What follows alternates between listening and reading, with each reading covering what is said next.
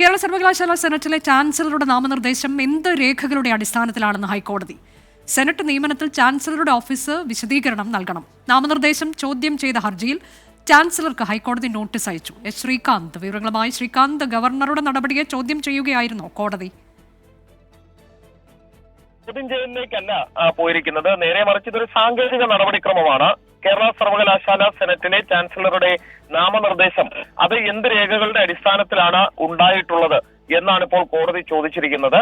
ചാൻസലറുടെ office ഇക്കാര്യം വിശദീകരിക്കണം എന്ന് കോടതി പറയുന്നു. നാമനിർദ്ദേശം ചോദ്യം ചെയ്ത ഹർജിയിൽ ചാൻസലർക്ക് ഹൈക്കോടതി നോട്ടീസും അയച്ചിട്ടുണ്ട്. ഇതൊരു സാങ്കേതിക നടപടിക്രമം എന്ന രീതിയിൽ വേണം കാണാൻ. ഇനി അടുത്ത നടപടി എന്ന നിലയിൽ ചാൻസലർ മറുപടി നൽകും. ആ മറുപടി തൃപ്തികരമാണെങ്കിൽ ആ നടപടിയുമായി ചാൻസലർക്ക് മുന്നോട്ട് പോകാം. അല്ലെങ്കിൽ മുൻ തവണത്തേതുപോലെ വേണമെങ്കിൽ ഈ നിയമനം റദ്ദാക്കാനും ഹൈക്കോടതിക്ക് അധികാരമുണ്ട്.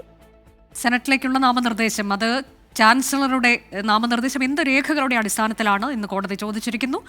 ഓഫീസ് വിശദീകരണം നൽകണം എന്നുള്ളതാണ്. ഈ വിശദീകരണത്തിന്റെ അടിസ്ഥാനത്തിലാകും കോടതിയുടെ തുടർ നിലപാട്.